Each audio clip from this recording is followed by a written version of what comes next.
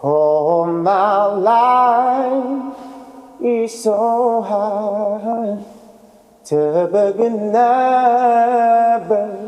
amba subak no de ki khalat beseriter le pendinana. Oh, my life is so hard to begin amba subak no de ki khalat beseriter le pendinana. Wouh!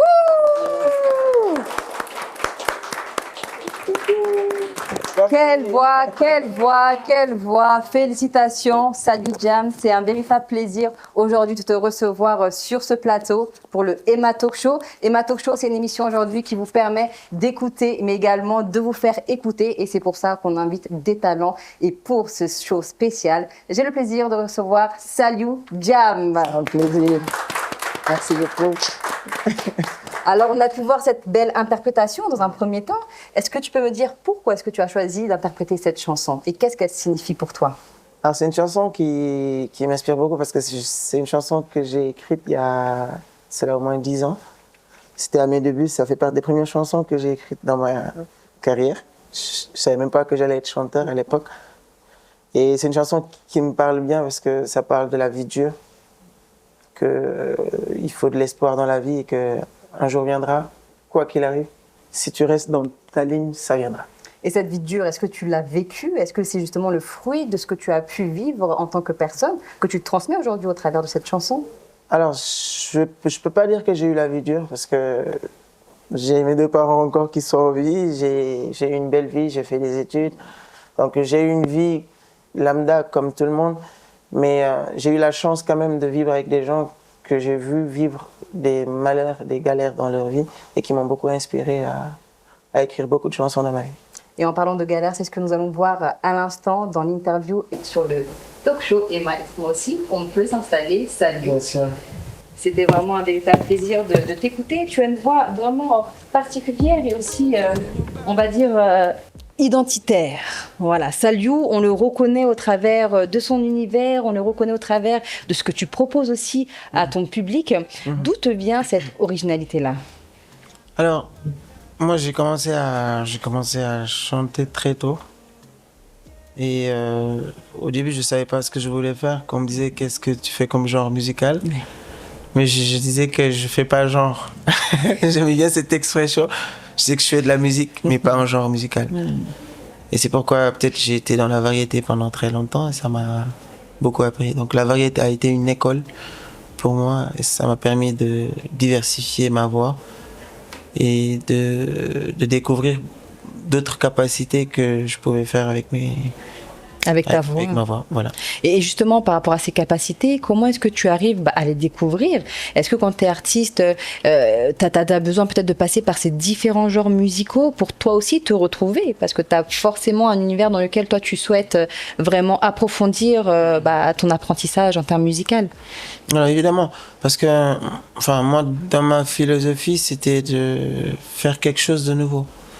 Pas juste suivre ce qui existait déjà. Et je suis toujours dans cette quête de créer un nouveau truc. Et pour cela, il me fallait comprendre tous les genres musicaux qui existaient déjà. Et pour pouvoir en faire un cocktail et de créer une nouvelle musique, on va dire. Tu décris ta musique comme étant un voyage, hein, je cite. Si tu devais résumer ce voyage en une émotion, ce serait laquelle, Salut? Comme une émotion, je dirais... j'ai une musique... je sais pas quel adjectif que je pourrais utiliser pour... Mais je dirais que j'ai une musique énergétique. Quand je dis énergétique, ça veut pas dire...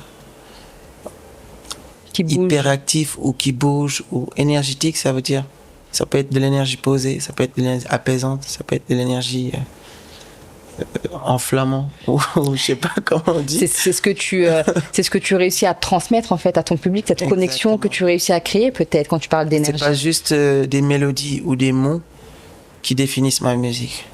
C'est plutôt de l'émotion que je transmets par des ondes et des vibrations avec mon public. Et est-ce que ça, tu le travailles? Est-ce que c'est fait exprès de transmettre ça à ton public? Alors, pas vraiment. Je dirais que c'est pas un truc que je sais pas si je l'ai travaillé ou pas, parce que, enfin, je dis que j'ai un don, mais quand je peux dire aujourd'hui que c'est un talent, c'est parce que j'ai aussi travaillé.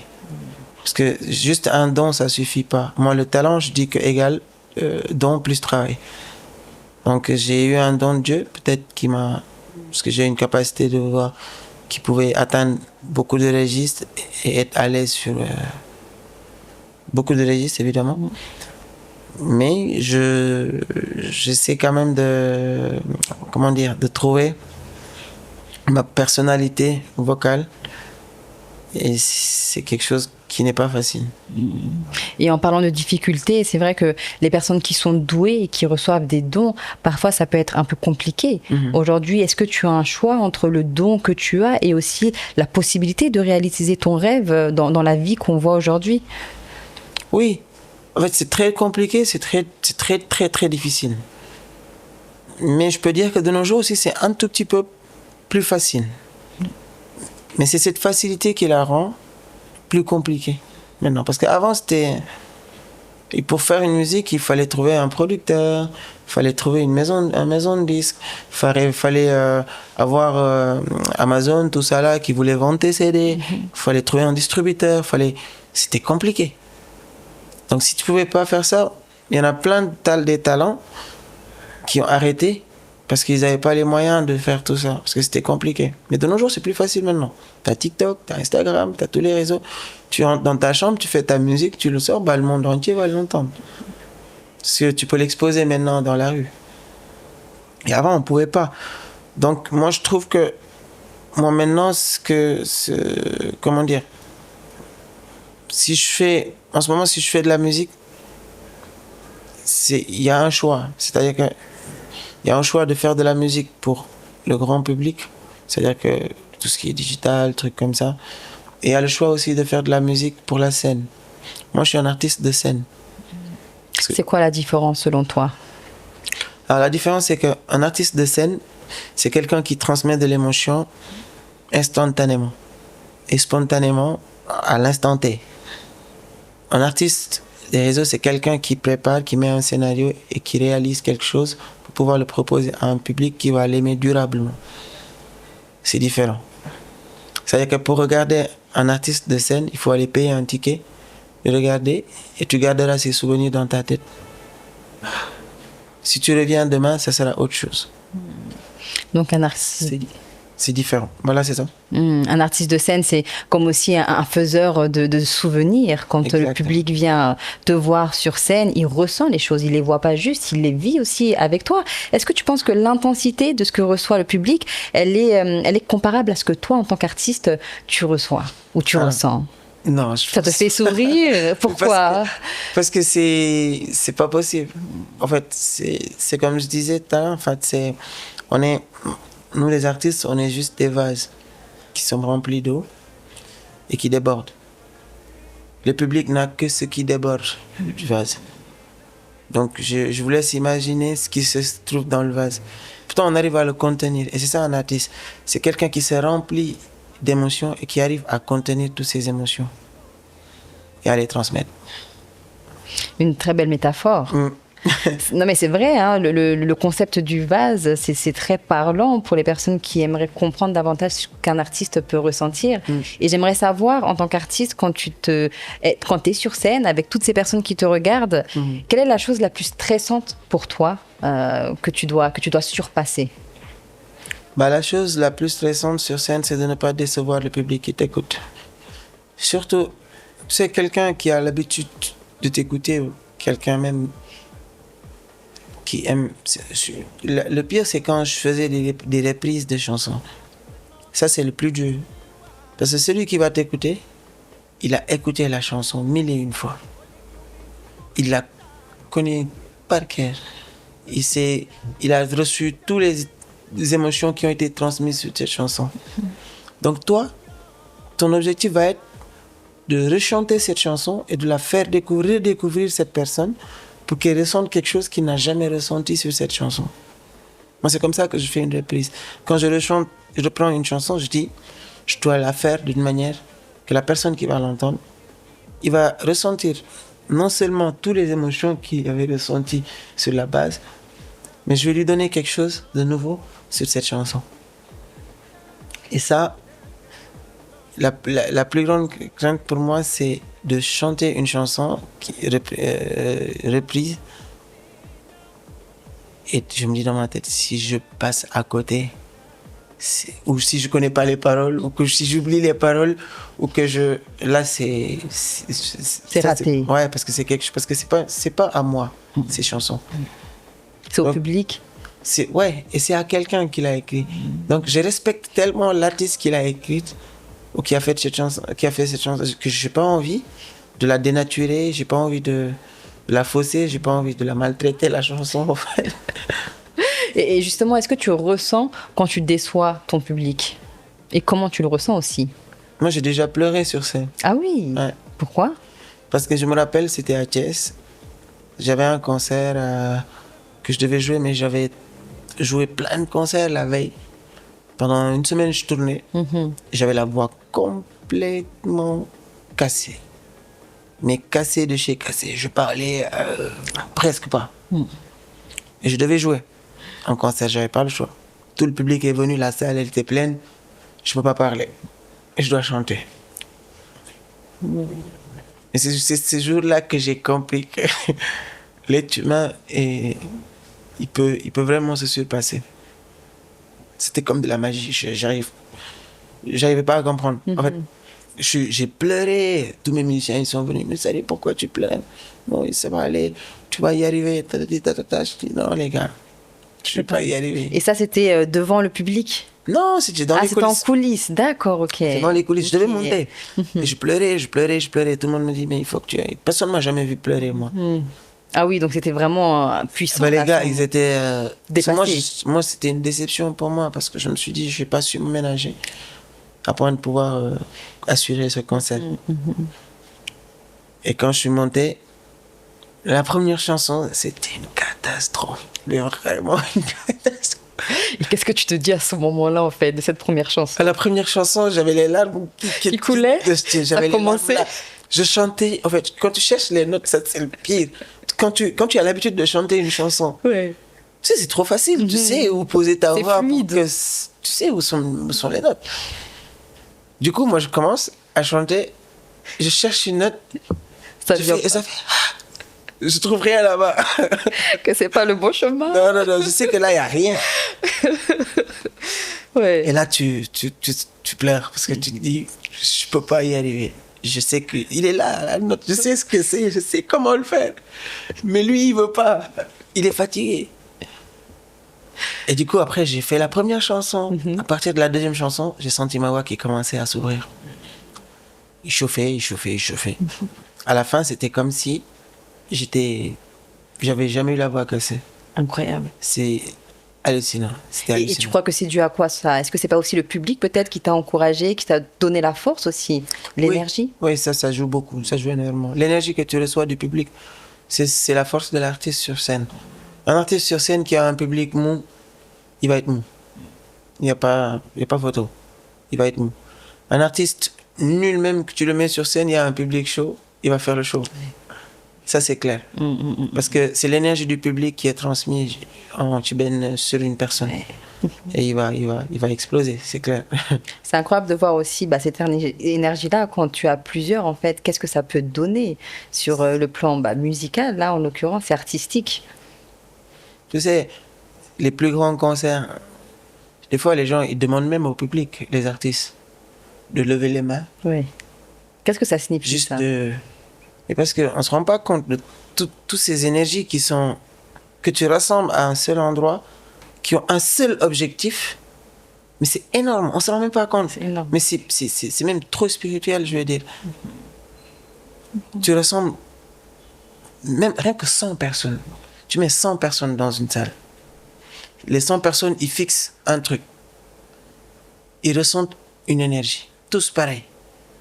Tu leur demandes, ils suivent tous. Tu leur dis, dites ça, ils disent tout ça. C'est énorme. C'est énorme. Tu peux faire retourner le monde avec ça. C'est puissant. Ah oui, oui, oui. Est-ce que ce serait pas aussi dangereux, cette puissance-là que toi tu ressens en tant qu'artiste quand tu es face à ces personnes? C'est pourquoi je dis souvent, un artiste, il a besoin de beaucoup de spiritualité pour pas sombrer. Sinon, tu peux très, très, très, très facilement sombrer. Sombrer, c'est-à-dire pour toi? Sombrer, c'est... c'est rentrer dans des portes où tu ne devrais pas. Tu ne dois pas. Tout ce qui est Illuminati, tout ce qui est pacte peut-être Ouais, avec tout le ce qui diable est qu'on entend. sectaire, tout ce qui est trucs comme ça. Pour moi, c'est pas ça. C'est pas ça qui... Parce que l'artiste est plus. Pourquoi ils ont besoin de l'artiste? L'artiste ne se pose jamais la question. C'est pas l'artiste qui a besoin de... C'est eux qui ont besoin d'artistes. Et pourquoi selon toi? Parce que l'artiste, c'est l'artiste. Il est extraordinaire. C'est le mot extraordinaire. L'artiste, avant, c'était un magicien. C'est maintenant qu'on banalise un artiste. On dit qu'on le prend comme un être humain. Avant, les artistes, on disait que ce n'étaient pas des êtres humains.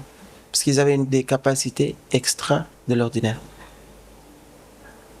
Et toi, par rapport justement à cette approche-là, on va dire, est-ce que toi, tu serais capable peut-être aller au-delà de ce que tu devrais faire pour réussir?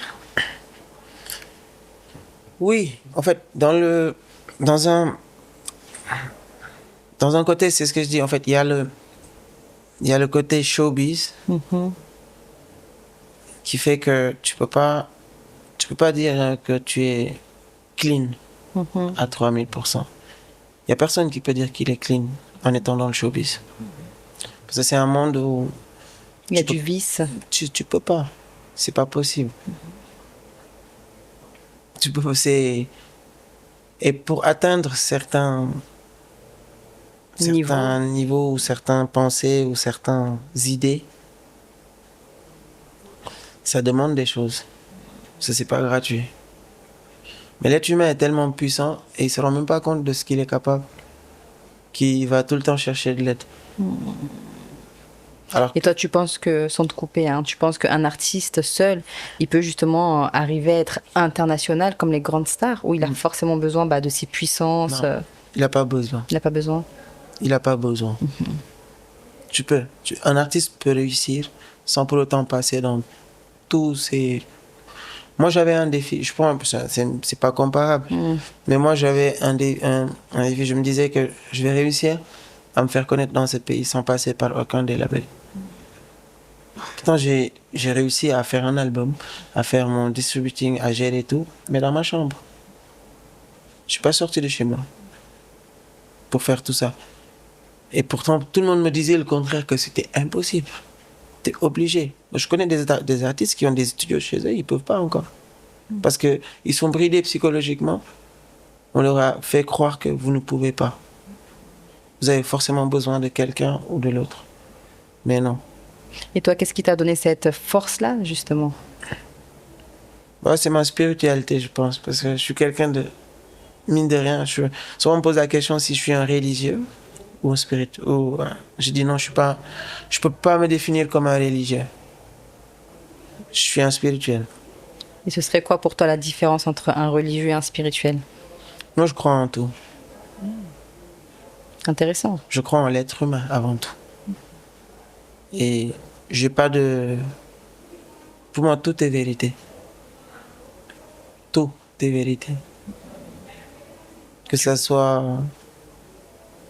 le catholicisme, le bouddhisme, la religion musulmane, ou autre chose. Moi, je prends tout comme un. En fait, j'aime pas la divergence. C'est pourquoi je dis que je suis pas un religieux. Et c'est ce que je retrouve dans la religion, la divergence. C'est moi qui vais aller au paradis, toi tu iras en enfer. Parce que tu n'es pas comme moi. C'est C'est incroyable, hein. C'est pour ça que j'aime beaucoup ces émissions-là, parce qu'au-delà de la personnalité que tu es aujourd'hui, ce que tu nous livres, c'est un message et c'est une vision que tu as de la vie qui est très sensée et qui est puissante. J'aurais jamais dit que Saliou Diam aujourd'hui, il a cette manière de voir les choses. D'où te vient cette spiritualité? Comment est-ce que tu l'as découverte? Par quoi tu es passé pour en arriver là? Ben, j'ai cherché pendant longtemps. Moi, je suis allé jusqu'à ce que ma mère, à un moment donné, elle ne me parlait plus. Ah oui. Elle disait que j'étais fou. Parce que je m'enfermais, j'étais out, mais complètement out. Je parlais plus aux gens, je regardais plus la télé, j'avais plus de portable. J'étais dans moi, en fait. Et cette période-là, qu'est-ce qui a déclenché ça? Je sais pas, j'étais dans une quête spirituelle. Peut-être, je voulais comprendre. J'avais trop de questions dans ma tête. J'avais beaucoup de choses qui me tourmentaient et je voulais pas, comment dire, faire l'aveugle. Dire que genre, bah, je comprends pas, je comprendrai pas. Je vais pas chercher. De toute façon, je peux pas comprendre. Non, je peux comprendre. Je me dis que tout ce qu'on me met devant moi, c'est pour le comprendre. Sinon, ça se mettrait pas devant toi. Si ça se met là, il faut que je le comprenne. Sinon, je le verrai même pas. Et c'est comme ça que j'ai commencé à chercher. Je cherchais. On dit les tariqa, par exemple. Moi, j'ai fait tous les tariqa du Sénégal. J'ai fait partout. Je suis allé partout. J'ai cherché pendant très longtemps. Très longtemps. Après, j'ai fini par trouver ce que je cherchais. Et qu'est-ce que tu as trouvé? Bah, c'était moi-même. Il n'y avait pas autre chose. Il n'y avait pas autre chose. Tout ce que je cherchais, c'était moi-même. Mais je me suis laissé là pour aller le chercher pendant longtemps. Et quand j'ai fini par comprendre que, en fait, fallait aller nulle part. C'est toi. Qu'est-ce que ça t'a dit sur toi, sur ta capacité, sur l'être que tu es, le fait de t'être trouvé? Alors, je sais pas comment expliquer cela, mais moi, ça m'a fait comprendre qui j'étais déjà. Et ça m'a fait comprendre que quand je dis je vais pas dire, je dis un jeu qui est nous. Je suis le maître suprême de cette terre. Et que c'est là où j'ai envie de me limiter que je me limiterai. Genre, c'est là où j'ai envie de m'arrêter, où je m'arrêterai. Il n'y a pas de limite. Tu penses que Dieu est en toi? Est-ce que tu penses que toi-même tu es Dieu? Alors, moi, je peux pas être Dieu. Parce que, a priori, moi et Dieu. Mais c'est pas possible. Moi, je peux pas être Dieu. En fait, rien n'est Dieu. Il y a seulement Dieu qui est Dieu. Mais comme on dit souvent, si rien n'existait autre que Dieu, de par quoi il a pu créer? De par lui-même, donc, vu que rien n'existait. Donc, c'est lui le créateur de l'existence. D'où Socrate il disait qu'il n'existe même pas. Il est. Parce qu'il est au-delà de l'existence. C'est lui ce créateur de l'existence. Comme le temps, on dit que Dieu il t'attend. Le créateur du temps n'a pas le temps d'attendre. Il est hors temps. C'est nous qui sommes dans le temps. Et c'est le temps qui définit ça, qui définit la matière, tout ce qu'on touche, tout ce qu'on vit, tout ce qu'on vit. Bref, je vais rentrer plus loin si non, je mais c'est commence. super. Non, mais moi, j'aime bien parler de la spiritualité parce que c'est important de parler de ça aujourd'hui. C'est des choses qu'on n'a pas l'habitude. Bien sûr. Moi, je parle pas souvent de ça. Là, je sais même pas Mais c'est super. Qu'est-ce qu'il y a intéressant. Ben oui, des fois, c'est un message que je dois passer aussi. C'est ça, au-delà de ton influence musicale. Je pense qu'on est sur Terre aussi pour une mission, comme certains l'appelleraient. Et peut-être aussi que par ta communauté, par ton influence, par ta personnalité, aujourd'hui, tu as aussi ce cheminement-là spirituel que tu as réussi à trouver et qui peut peut-être en aider d'autres à se retrouver. Et ça passe par en parler. C'est pas tabou, au contraire. Ouais, c'est vrai. Très important, justement, d'avoir des visions différentes, très enrichissantes, parce qu'aujourd'hui, j'apprends de toi, de ce que tu me dis. Ouais, mais c'est énorme. C'est énorme. C'est énorme. Moi, c'est ce que j'ai dit. Enfin, c'est ce que j'ai dit à tous mes amis musiciens ou artistes que je connais. Je leur dis, les gars, ce que vous avez là, vous le savez pas. Dieu ne vous a pas... Dieu, il te donne pas les choses comme ça, par hasard. Si je te donne un truc, c'est parce il faut en faire quelque chose. Il faut juste que tu cherches ce que tu dois faire de ça. Si tu le fais, si tu le sais, tu seras le meilleur. Et est-ce que toi, tu as trouvé ce qu'il fallait que tu fasses avec la musique? Je pense. Tu penses? Tu peux nous partager? Je pense, je suis. Pas pour le. C'est pas encore le moment. Pas encore le moment. C'est pas encore le moment. Chaque chose a son temps.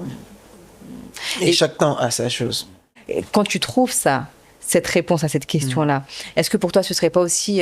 qu'est-ce que tu ressens, en fait? Ça doit être incroyable de se dire que, ah là, j'ai trouvé, je sais maintenant, je suis plus dans le flou, parce que les gens, c'est ce qu'ils cherchent, en fait, à un moment donné, avoir ce déclic-là. Et c'est comme tu disais tout à l'heure, en fait, si j'ai ça, je me dis que c'était pour pouvoir juste le partager. Parce que Dieu, il m'a donné une voix et il m'a fait comprendre beaucoup de choses. Il m'a fait comprendre beaucoup de choses et il m'a donné une voix. Donc c'est pour que je la... Sinon, il me ferait de moi un muet. J'aurais pas pu parler. Ou je serais pas rhétorique. Je n'aurais pas cette capacité de m'exprimer et de m'expliquer clairement. C'est vrai, c'est vrai. Et tu t'exprimes très bien. S'il m'a donné cette capacité, je me dis que c'est parce que j'ai beaucoup de choses à dire. Énormément de choses. Ça va même au-delà de la musique, en fait. C'est pas la musique. C'est pas la musique. C'est ce que je disais tout à l'heure. C'est pas les paroles ni les mélodies que tu sors. C'est ce que... C'est les vibrations, c'est les ondes, c'est plus que ça. Des fois, tu peux chanter, on dit que moi, je peux avoir la voix cassée, je chante, on va dire que waouh. Alors que moi, je sais que je n'ai pas une plus belle voix qu'une autre. Mais tu as une très belle voix, quand même. Oui, ouais. Mais c'est pas juste la voix, c'est tout l'univers, ouais, tout ce que ça englobe, en fait, ton énergie, ce que tu transmets, ce que tu incarnes aussi. C'est ce que tu mets dedans. C'est ce que tu fais avec cette voix, en fait, qui définit le truc. C'est pas juste la voix. Moi, c'est ce que je dis souvent. Je dis que tout le monde peut chanter. Mais tout le monde ne peut pas toucher. C'est vrai, c'est deux choses différentes. Tout le monde peut chanter. Mais tout le monde ne peut pas toucher. Et toi, tu penses que tu touches aujourd'hui? Ouais. C'est vrai? Si, je peux le dire maintenant, je touche. Avant, tu pouvais pas le dire? Non, avant j'aimais pas parce que j'étais trop modeste. J'étais trop modeste parce que j'avais trop peur de mon talent. Maintenant, j'ai plus peur. Tu l'assumes? Non, je sais. Je sais ce que je vaux. Je sais ce que je peux faire. Je sais que je peux. Ok. C'est vrai qu'on t'appelle aussi multi-voice pour ta capacité aujourd'hui à explorer plusieurs styles. Comment est-ce que cette identité-là, tu arrives à la garder dans un monde musical aujourd'hui qui a énormément de genres? Ouais, c'est pas facile du tout. Parce que c'est ce qu'on me dit souvent, que ça, il faut que tu trouves une identité. Il faut que tu t'es trop dispersé, t'es trop... J'ai écouté ça pendant un moment. Mais maintenant, j'arrête d'écouter ça parce que je me suis dit, si j'ai la possibilité de faire tout ça, pourquoi me limiter à une chose? Non. Ceux qui se limitent à une chose, c'est parce qu'ils savent faire une chose. Ils sont moyens ailleurs et excellents sur un truc. Moi, si je suis excellent partout, pourquoi me limiter? Limiter mon excellence à un seul truc. Et tu penses que tu peux l'être, ça, excellent sur plusieurs genres musicaux? Mais c'est possible. C'est possible. C'est très, très, très possible. Et tu le recherches, ça? Oui, moi j'essaie d'être... En fait, quand je chante du Mbala, tu peux dire que je suis né à Anguille. Tu vas dire que lui, il a grandi vraiment à Anguille. Quand je vais chanter en américain, pourtant je suis jamais allé aux États-Unis. Mais je vais chanter comme en américain. Tu verras pas, si tu me connais pas, tu peux pas imaginer que je suis pas un américain. Si je chante en espagnol, tu peux pas imaginer que je suis pas espagnol en fait. Et ça, c'est quelque chose que j'ai travaillé. Je suis pas né avec. Est-ce que tu penses que le talent aujourd'hui, ça se travaille ou c'est inné? Non, le don, c'est inné. Tu peux avoir un don. Tu peux avoir un bras plus long que l'autre. Mais ce que tu vas en faire, faut que tu le travailles. C'est vrai. Non, mais c'est clair. Le don, ça existe. On est avec. Mais s'il n'est pas accompagné de travail, ce ne sera pas un talent. Tu as participé à The Voice Afrique francophone en 2016. Qu'est-ce que cette participation a changé dans ta carrière? Et qu'est-ce que ça t'a appris aussi sur toi? The Voice, ça m'a changé la vie. Ah oui. Ouais, parce que à l'époque, je savais pas quoi faire de ma musique. Je savais que je voulais chanter. Je suis tombé comme ça, par pur hasard, sur le concours. On me l'a proposé. Je suis allé. Je me suis inscrit. On m'a pris. Je suis parti. J'ai trouvé tous les jeunes excellents chanteurs d'Afrique. Parce que c'était la première édition. En plus, il y avait tous les. C'était que des super excellents chanteurs.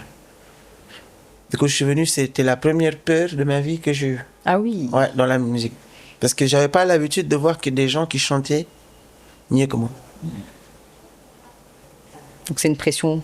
Parce que j'habitais au Sénégal et je ne me voyais pas de concurrent au Sénégal. C'est déjà quand j'avais 5 ans, je disais que je chante mieux que Michael Jackson. C'est ce que je disais. J'ai un grand, il se moque souvent de moi, c'est ce qu'il me dit. Il me dit, tu te rappelles quand tu disais que je chante mieux que Michael Jackson? Et là aujourd'hui, tu le crois toujours? Ah, j'y crois. Tu crois? J'y crois.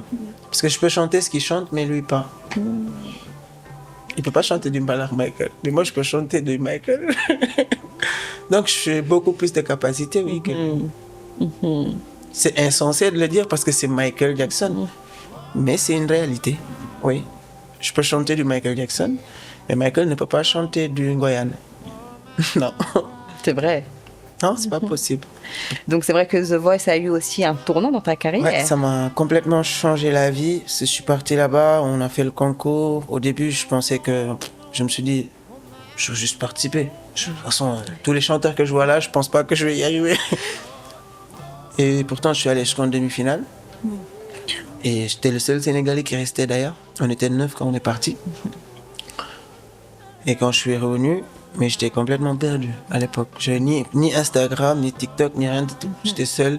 Je rentre de The Voice. Rien, je fais rien. Je sors rien, je fais rien. Je reste chez moi. Et je l'ai regretté après. Ah oui. Parce que ça m'a mis au plus fond, profond. Tu sais, quand tu penses que ça y est, c'est parti. Et qu'après tu retournes au fond, tu dois ressortir ta tête. C'est compliqué. C'est difficile. Donc, quand je suis revenu, c'est compliqué. Parce que les gens, ils me connaissaient déjà de The Voice. Donc il fallait que je ramène un nouveau look, une nouvelle tête. Une identité à toi. L'identité, il fallait que je change tout. Sinon, les gens qui m'ont dit, ah, boy, bien contre The Voice là. Ils vont dire, ah, c'est le gars qui était à The Voice, ils partent. Et sans plus. Ils vont jamais dire, bah, c'est qui? Ouais, je vois. J'ai évité ça. J'ai évité qu'on dise, ah, c'est le boy de The Voice. Oui. Donc ils vont pas chercher plus loin. C'est soi-disant, il est là depuis. Mais bon, on l'a oublié. C'est pas un nouveau artiste. C'est pas quelqu'un qui vient avec un nouveau truc. Tu as partagé la scène avec des icônes comme Youssou N'Dour et Wally Seck. Qu'est-ce que tu as appris d'eux? Alors, Youssou N'Dour, le premier concert que j'ai fait, je me rappelle encore, c'était à Le Grand Bal. C'était en 2017, je crois, 2018. Moi, je jouais dans un restaurant, j'avais même pas un single. J'avais ni son, ni rien du tout. J'étais jamais allé au studio faire un son. Ils nous ont trouvés là-bas, on jouait. Ndiaga, il nous a proposé. Il voulait qu'on fasse le grand bal. Donc moi, j'étais jeune, tout petit. On me dit que tu dois jouer le premier parti grand bal Youssou N'Dour. Alors que j'ai même pas de son. C'était énorme, énorme pour moi. Je suis venu, on a fait le grand bal. La même semaine, il devait faire le grand bal Mbour. Il nous a invités à Mbour encore. Donc il aimait bien. Après, il nous a invités à d'autres soirées qui faisaient des banques, tout ça là. Et à un moment donné, après, je me suis retiré de tout ça. Pourquoi? Entre-temps, après, il y a eu Wally Seck aussi. Wally, je l'ai fait aussi. Comment ça s'appelle? Sargal Jigen, il faisait là au Grand Théâtre. Donc à cette période, je faisais les chœurs avec d'autres artistes, d'autres jeunes artistes d'ici. Donc j'ai eu à fréquenter aussi un peu son entourage et tout ça. J'étais en contrat avec le frère de Youssou N'Dour, donc je connais un tout petit peu. Mais à un moment donné, après, je me suis retiré de tout ça. Et pourquoi tu t'es retiré de tout ça? Parce que j'ai pas envie d'attendre. En fait, ma priorité, c'est ma priorité. C'est pas la priorité de l'autre. Si j'impose à l'autre ma priorité et que je l'attends et que je lui en veux, ben, tant pis pour moi en fait. Ma priorité, c'est ma priorité. Je dois me mettre en disposition pour faire ma priorité. Si je l'attends de l'autre, c'est injuste. Donc à un moment donné, je commençais à bosser avec des gens. Mais à chaque fois, j'avais l'impression que j'étais pas leur priorité. Ma priorité n'était pas leur priorité. Ils avaient leur priorité et moi, j'attendais en fait. Genre, si ça, il y a un petit espace entre eux, Et c'est pas ce que tu voulais, c'est pas ce que tu valais. je sais ce que je veux. On peut pas me faire ça. Non. Qu'est-ce que j'ai fait? J'ai pris mon propre argent, je suis allé, j'ai installé mon propre studio. J'ai commencé à apprendre à faire de l'EMAO. J'ai commencé à faire des instrumentales, j'ai appelé un pote, il est venu, on a commencé à bosser ensemble. Mais tout chez moi. Et j'ai fait mon album, je l'ai sorti. Et depuis, ça commence à reprendre. Je vois que c'était pas si compliqué en fait. Tout ce que j'ai demandé aux autres de me le faire, Tu pouvais le faire. mais c'était pas si compliqué. Je l'ai fait sur ma terrasse, chez moi, dans ma chambre, sans sortir. Donc c'était pas si compliqué. Mais ils mettent le truc là. Genre, non, il faut qu'on prépare le studio, faut que tu ailles, il faut que tu il faut que tu vois ce que je veux dire. Alors que c'est pas du tout compliqué. Gars, on rentre, tu mets un instrumental, je chante dessus. Si je suis un bon chanteur, ça va être bien. Tu mixes, on sort. On fait une vidéo et c'est parti. Tu distribues, à la fin du mois, on regarde ce qu'on a. En fait, c'est pas du tout compliqué maintenant. Surtout que maintenant, c'est trop simple. Avec ton portable, tu peux éclater le monde. Et ce serait quoi ton message à des jeunes, par exemple, qui souhaitent se lancer dans une carrière musicale? De ne plus attendre, de ne plus attendre. Débrouillez-vous pour faire les choses vous-même en fait. Parce que ça va trop vite maintenant. Ça va trop vite. Si un jeune qui sait que Dieu lui a donné quelque chose, il a un don et qu'il a travaillé assez pour que les gens y reconnaissent son talent, il faut plus qu'il attende. Même s'il se réveille, il met son portable, il chante une fois par jour pour le mettre sur les réseaux, qu'il le fasse quoi.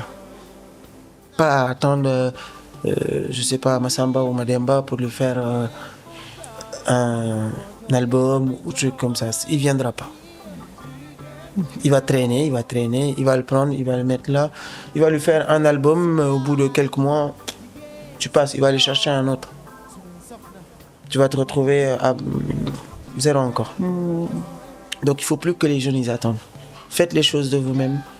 Motivez-vous, faites les choses quoi. Et n'attendez personne. Merci beaucoup, Saliou. Et pour clôturer cette belle interview, je vais laisser la parole au public qui est là pour te poser quelques questions. Alors, qui veut commencer? Parfait. Merci beaucoup. Bonjour Saliou. Bonjour. Je m'appelle Fatou, une très grande fan qui vous suit partout sur les réseaux sociaux. Un plaisir. Alors aujourd'hui, ce que j'aimerais savoir, c'est comment vous faites pour allier votre vie d'artiste et votre vie personnelle. Est-ce que c'est difficile dans la vie quotidienne? Comment vous y arrivez? Merci. Alors, oui. Bon, c'est une question très pertinente déjà parce que c'est la base pour moi de faire la part des choses entre ma vie professionnelle et ma vie personnelle. C'est pas très évident parce que, surtout dans la musique, parce que après ça se fusionne à un moment donné, tu n'arrives plus à discerner quand est-ce que tu vis ta vie et quand est-ce que tu vis pour le public. D'accord. Merci beaucoup. Merci. Une autre question? Alors bonjour Saliou. Bonjour. Moi ma question c'est j'aimerais savoir le moment le moment le plus marquant de ton parcours jusqu'ici. Une très belle question. Le moment le plus marquant jusqu'ici, je dirais que c'est encore The Voice. Parce que c'était une période où j'étais très jeune, que j'ai vraiment découvert ce dont j'étais capable. On m'avait amené quelque part où j'ai retrouvé toute l'Afrique qui faisait ce que je faisais. Et j'ai réussi à aller jusqu'au bout. Donc ça m'a fait comprendre que je pouvais aller plus loin encore. Et est-ce qu'il y a une dernière question dans le public? Une question. Ah, d'accord. Salam alaikum. Alaikum salam. Moi, je suis un grand fan. J'ai eu l'honneur de découvrir ta belle voix lors du Gala de l'Excellence engagé à Paris. C'était un plaisir. Ce jour, tu as vraiment vibré la salle avec tes mélodies. Moi, je voulais savoir, j'ai deux questions. La première, c'est que qu'est-ce qui fait la singularité de ta voix? Parce qu'il y a beaucoup de tonalités, tu cries, tu chantes ballard, tu fais tout. Qu'est-ce qui fait cette singularité? Alors cette singularité, c'est dû à... J'ai fait la bonne école, c'est-à-dire que la variété. C'est grâce à la variété que j'ai réussi à... Comment dire, modeler ma voix sur beaucoup d'aspects et de registres musicaux. Et c'est ce qui fait aujourd'hui que je peux me balader comme je veux sur une même mélodie. Je pars aux États-Unis, je reviens en Afrique, je pars en Chine, ou je sais pas comment. Je contrôle plus parce que c'est une diversité pour moi qui. En parlant de ça, est-ce que États-Unis ñëw ci mbalax bi nga defal ñu Samba Mbayaan et nga duggoo ci love bi wala affaire yu noonu quoi nga may ko public bi quoi. Je sais pas quoi. Je donne juste un exemple sur un vibe par exemple. Genre je fais.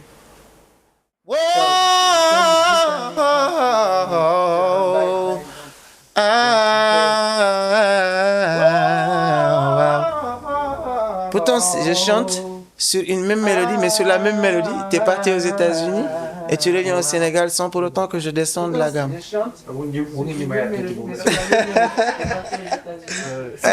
Je sais pas comment.